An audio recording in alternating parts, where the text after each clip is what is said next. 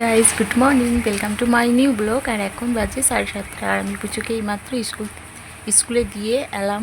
তো এসে পরেই দেখো ফ্যানটা চালিয়ে দিয়েছি। আর খুব গরম, সাইকেল চালিয়ে গেছিলাম, তো বুঝতেই পারছো সাইকেল চালিয়ে যাওয়া আসা করলে কী হয়।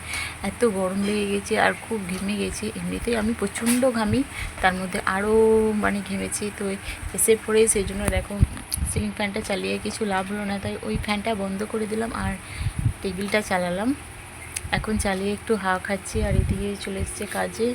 তো এখনও আমার জামা কাপড় কোনো কিচ্ছু ভিজানো হয়নি। তো এখন বাসন ধোয়া হোক, তারপরে জামা কাপড়গুলো ভিজিয়ে দেব আর ঘরটা মোছা করাবো। আর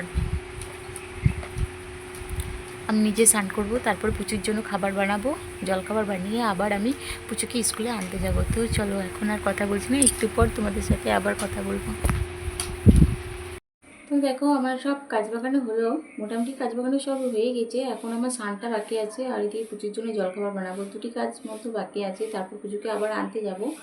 আর এখন বাজছে 7:56 হয়ে গেল টাইম। তো একবার চলে এলাম কম্পিউটার রুমে।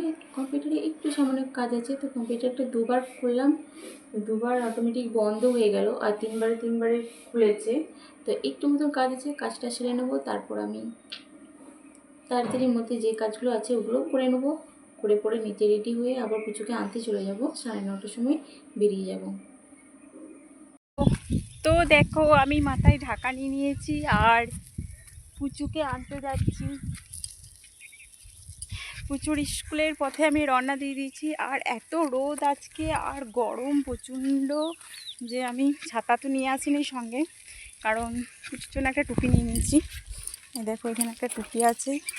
আর সাইকেল চালিয়ে আসবার সময় সাইকেল চালিয়ে আসবো, তো সেই জন্য আমি ছাতা নিই নাই। তো এখন আমি আমার ওড়নাটা মাথায় ঢাকা নিয়ে নিয়েছি আর হাঁটতে হাঁটতে এখন আমি এখানটা যাচ্ছি। এখানটা পার হয়ে গেলে তারপর আমি সাইকেল চালিয়ে যাব। এই যে এক হাতে সাইকেল এক হাতে ফোন। তো চলো যাই। রোদ এত গরম আর এই মাঠটা এখন বেরোচ্ছি।